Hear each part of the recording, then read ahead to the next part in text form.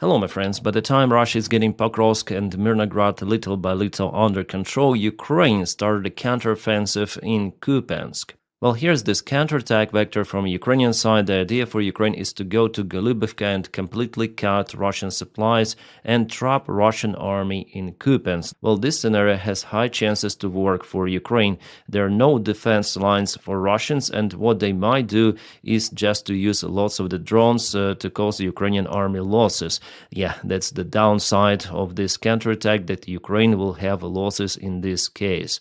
More losses as usual, as in every kind of the counterattack, and Ukrainian military command now has to decide whether to lose Kupiansk or try to cut the Russians out in this settlement. Well, indeed, it could be a disaster for Russians and for Putin and Russian propaganda. Also, they would be just shocked in this case. I guess it's the main goal now for Ukrainian military command in Kupiansk direction. And if you go to the interactive map itself, you can see that Ukraine unfortunately already has some of the losses. That's the video from the Russian drone. You may see that Ukraine is using also the same protection as Russians, with those metal rods making a hedgehog type of the vehicles. Yeah, unfortunately, the first drone was enough to stop the vehicle, and the second one was also going to cause the damage for it. As you can see, there is another vehicle in the same way, and Russians also hit that one. However, it continued the movement. Well, there was the similar kind of the operation done by Ukrainian army. Also, two of the vehicles were used, and both of them were stopped, but it is the new attack at the same direction. Previously, Ukrainian BMPs were spotted close to this construction. Probably it's the agricultural facility, or maybe it's the substation. So Russia has lots of the drones constantly flying in this area, but if Ukraine somehow manages to get to Golubivka village, that might definitely disturb Russian logistics. Our guys need to go down in some of the basements out there. But also Russia is using aviation strikes, Ukraine by the way too. For example, this one was the aviation strike directly on Kupiansk. Russians went to that building close to the church, and it was later on kaputted by gliding bombs. The fight in Kupiansk is very intense, but for the last several days I don't see the Russian army movement to the southern area of the city. It means that the supply lines for Russian army are not that reliable. They cannot propel that fast as, for example, in Zaporizhia or even in Pokrovsk direction. There are some of the small infiltration attempts of the city, but just very limited. So Ukraine now uses this time to expand this bottleneck, unfortunately with the losses, but there is the chance definitely to cut this entire Russian group. Okay, about Kupiansk, Zelensky gave the short press conference today where he answered that question. He assured that the armed forces of Ukraine are capable to clear up the city from the Russian presence, and he reported about it. Also, he mentioned Pokrovsk direction. We're gonna speak about it a little later in this video. Liman direction, he said no changes, and Dobropilya, the Ukrainian counterattack, is ongoing there. Quite successfully, I would say. Even Russians reported about it. Well, in general, about Kupiansk, Ukraine would not have to perform those kind of the risky operations if Ukraine had concentrated enough reinforcements at the proper time few months ago. Then Russians were capable to go to Dvorichna. They landed the small group of their forces, but they were capable to create the bridgehead. And now they're attacking from the northern side directly to the city. It is a mistake done by Ukrainian defense command or Ukrainian command in general. And now our guys have to perform this heroic action. Yeah, maybe Ukraine is in lack of the resources. That's why those mistakes are happening. Ukraine cannot concentrate forces elsewhere. But Kupiansk, I think it's important direction after all. So Ukraine should have thought about this possible bridgehead well before. Now from Kupiansk, let's go to the southern front lines where Russia tried to assault from Zaporizhia, that's the small village, Yalta, Zaporizhia, the names of the big cities of Ukraine, but those settlements, they have the same names. Well, here Russians tried to attack with some of their tanks and armored vehicles, and let me show you what happened to them. Yep, it happened like that. 1, 2, 3, 4, 5, all of them stuck in this river, which has those kind of the swampy areas. As you might see, Russians were too much sure about their off-road capabilities. And here we have the drone video itself. Well, maybe this MRAP is staying there for a very, very long time, but clearly there are 2 of the tanks and 2 of the BMPs. everything was later on finished by drones.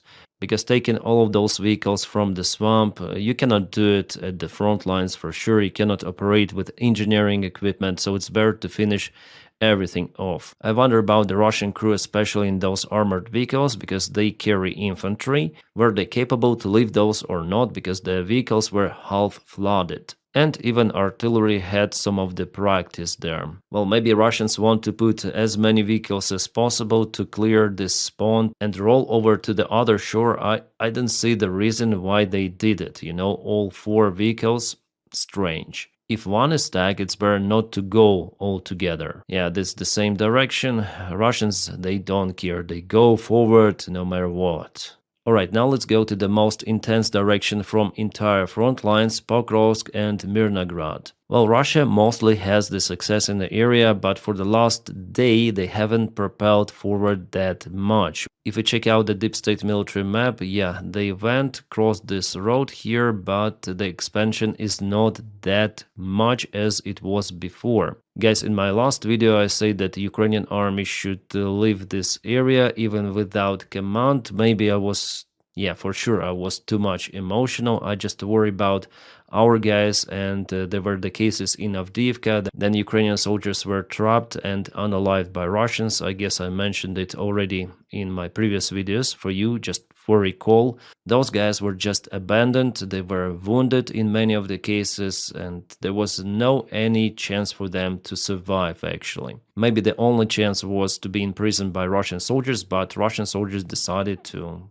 flatline everyone. We know how cruel the Russian army could be even towards their own soldiers, not even telling about Ukrainians. Also in Pokrovsk, they target civilians in Kherson Oblast and not just over there. Elsewhere, Russia operates with the drones. Today I saw the video filmed on the Russian drone, how they use FPV on people who try to, okay, there was one male with a dog and another elderly person. Well, Russians kaputted them. Well, Russians told that Ukraine did it, but it was filmed on the Russian drone from the kind of the close perspective and was shared on the Russian channels with kind of the cheerful music, saying that those were Ukrainian drone operators. Do you know the cases then Russians start to put mice on their drones and film everything of that, like the mice is flying in front of the camera.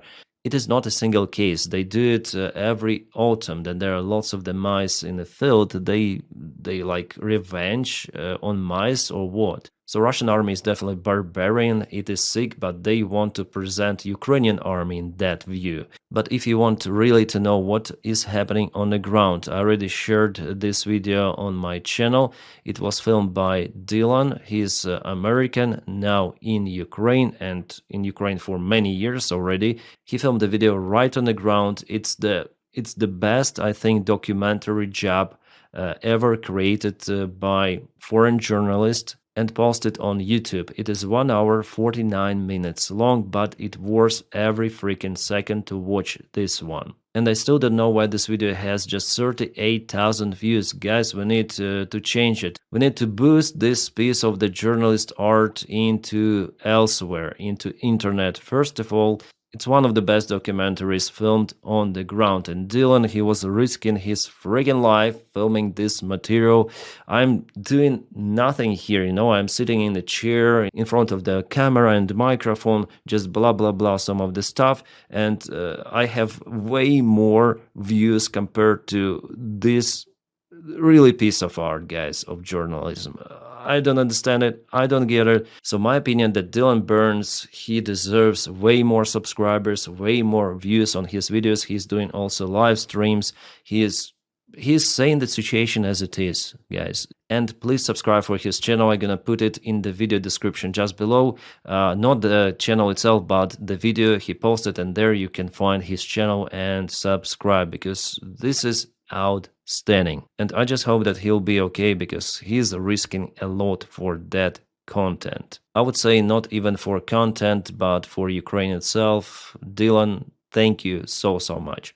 Alright guys, I deviated from the topic quite a lot, so let's go back to Pokros. So I was just in desperate yesterday telling that Ukrainians should evacuate on their own because the main volunteers, they start to say about it, that our guys should leave, it doesn't matter on Syrsky and so on. But of course, if someone leaves from one side, they could open the flank for Russians to enter and they might circle other Ukrainian groups. So yeah, it was my mistake. I didn't think about it yesterday. I was too emotional calling for evacuation. It should be organized properly. I just hope that Ukrainian military command, especially in this sector, is competent enough to organize it. Otherwise, if our guys get trapped, if Russians film the videos with our soldiers being just cancelled, it's the huge demotivation factor for Ukrainian morale in the army and in civilian life. Well, the Michael 73 analytic, he did this update, so Russians propelled further into the southern area of Mirnograd, and also the gray area expanded in Pokrovsk sector. Almost entire fight is happening in Pokrovsk, and Zelensky mentioned that Russia is using roughly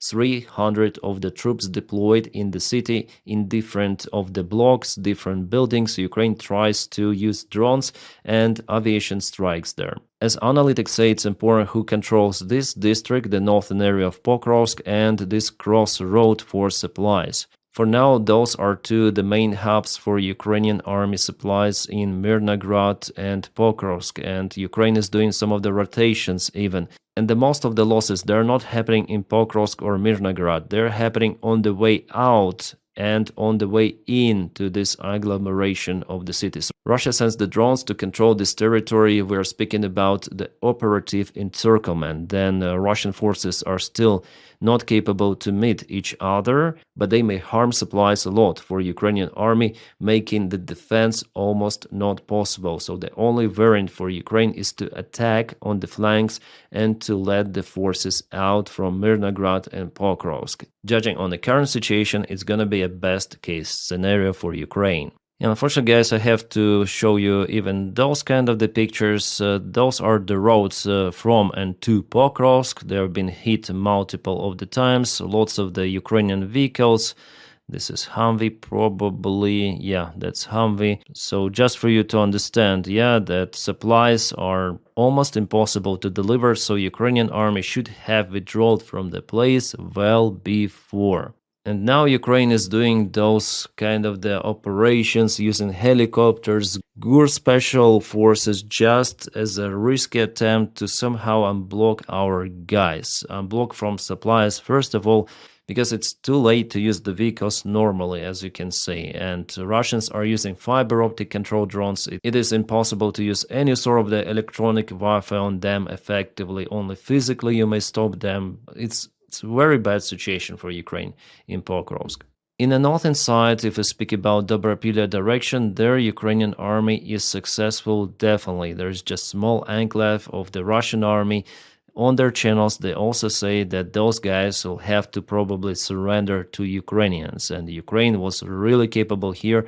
Russians also admit their useless attacks to get Vladimirivka and Shakhova under control. They say about their command mistake in this direction, that it was a useless freaking operation, which is good for Ukraine. The Ukrainian General Commander Syrsky said that Russia is gathering new forces for attack, because if Russians establish control over Shakhova, they'll have the chance for the second attempt to break through Ukrainian main defense line that goes through Zoloty Kolodets.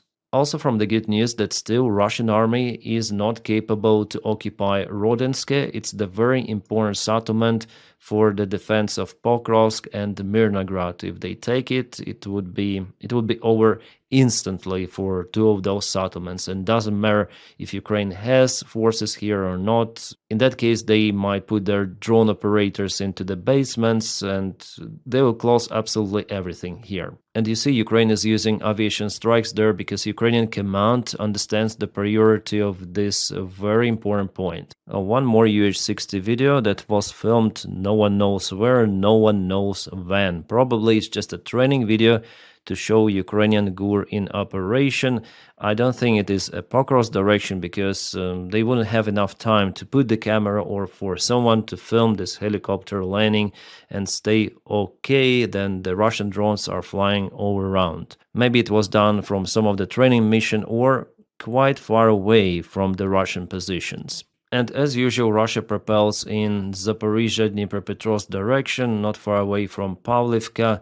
They're getting closer and closer to Pokrovsk, a very important settlement on the way to Zaporizhia. Alright guys, as for the Tuapse port, after all, it was an oil tanker that was hit by some of the drone. At first I thought that it was a bulker because there were some of the photos shared on internet with some of the damages to the bulker, but apparently those images are wrong, because definitely the satellite image later on I saw, it shows the oil tanker. Here was the bulker, it was on a different side, but this is still an oil line for Russia. Apparently they have two of the lines, so the oil tanker was staying somewhere here. It is just a Google image, but I saw the actual ones. I'll try to search for them again. Yes, so here we have it, an oil tanker, and this is the oil pipe or oil line to supply the tanker. This is it, and there was the damage done to its line and to the oil tanker itself. Also the damage done to the same line over here, yeah, we have it, and this tanker was not hit. So there were two of the tankers.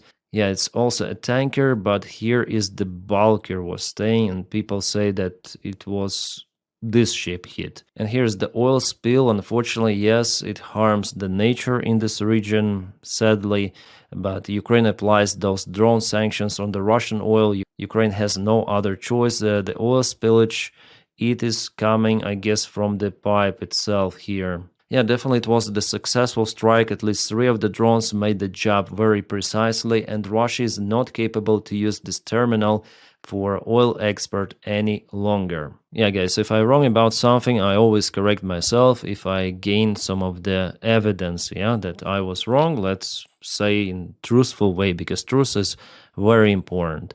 And thank you so much for writing it to me in the comment section. Yesterday I especially called the video "Russia is not winning" to trigger the Russian community, and definitely Russia is not winning. Ukraine is not winning either. As we understand, it's the long war of attritions, and I'm sure that Ukraine will not lose and Russia will be disintegrated. It's the destiny as it was for the Soviet Union, Russian Empire. They will repeat it once again. It is imminent. But here this video name triggered lots of the Z community members, and I was happy to ban many of them. Yes, I cannot ban all of them because there are thousands of the comments under my videos and I work alone, but yesterday I spent roughly an hour to clean all of those Russian bots out there, so I'm very happy that I named the video exactly as it is. So then I was reading also your comments, and thank you guys again for telling me some of the extra information where I could be wrong, and I indeed was wrong about this oil tanker, and that I called for Ukrainian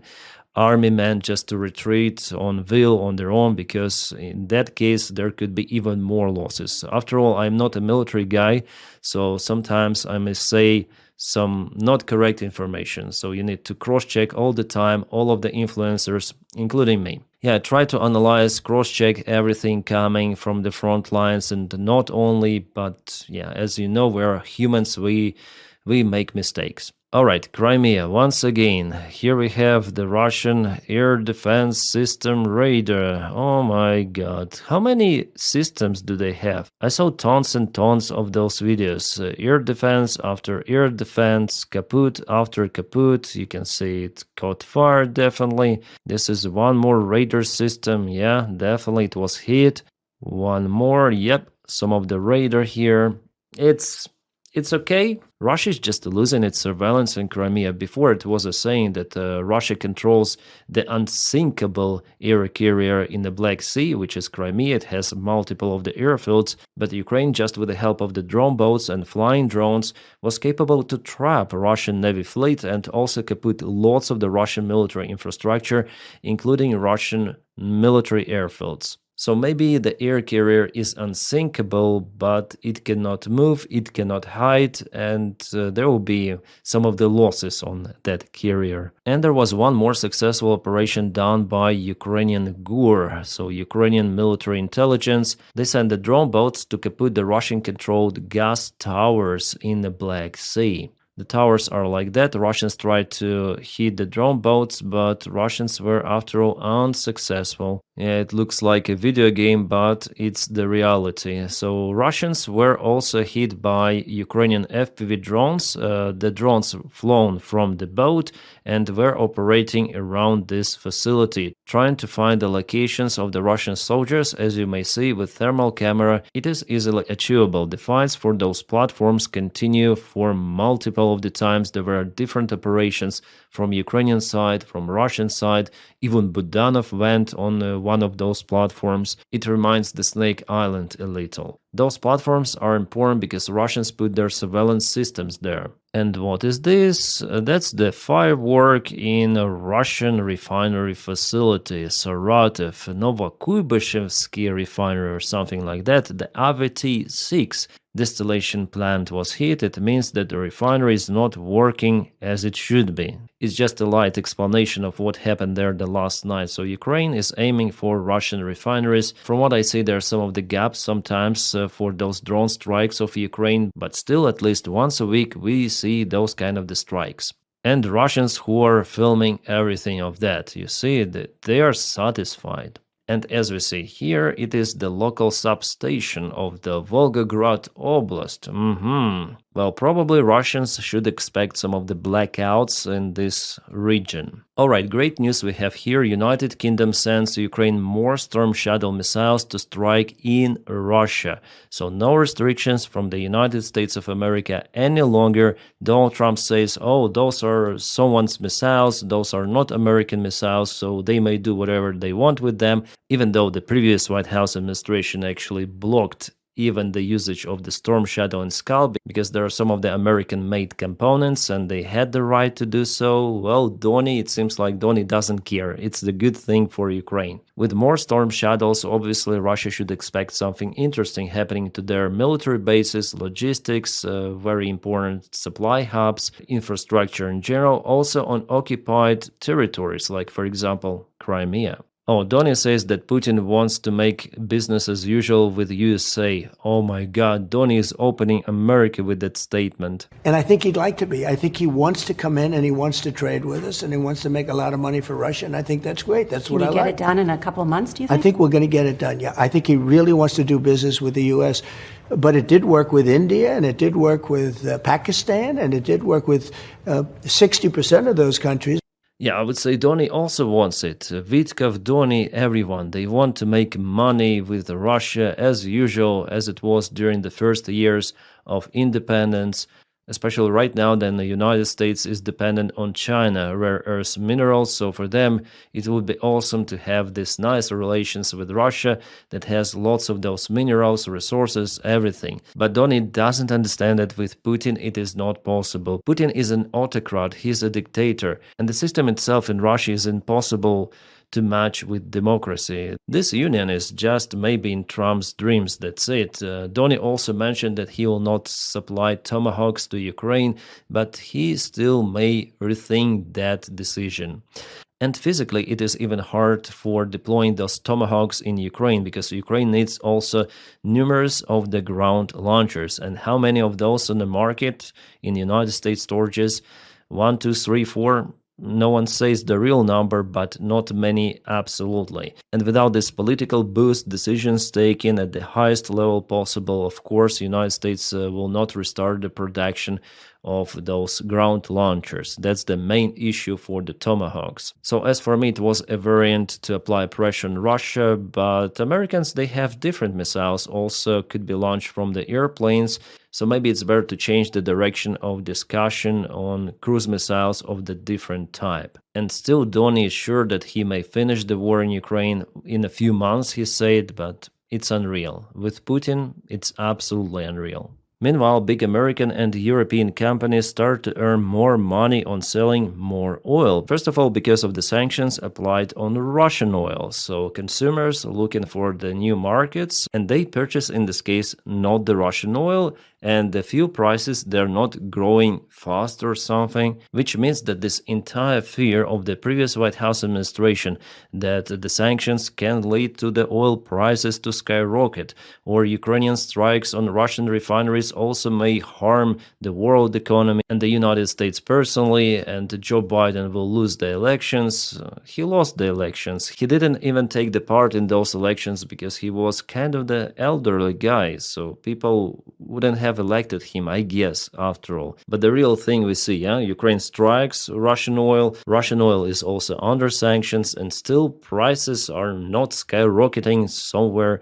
Just sell more oil yourself. Those Exxon and Chevron are American companies, and they started to earn more profits from refining and trading roles in the third quarter as Russian capacity was contained.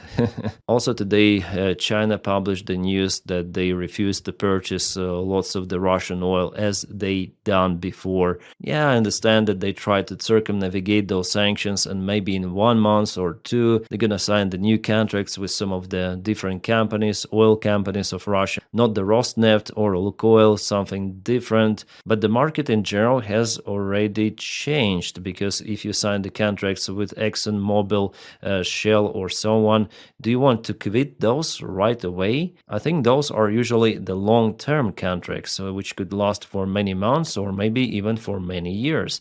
So Russia already lost lots of the markets now, which brings more instability within Russia. And guys, thank you so much for supporting my job on Patreon and also on the membership of this YouTube channel. You may check out the link just below to join my Patreon, or click join under this video to follow me on membership. But if you don't have that opportunity to support me in that way, well, press your like to this video and also subscribe for the channel. It is very important to propel this video in YouTube algorithms. So thank you so much for that as well.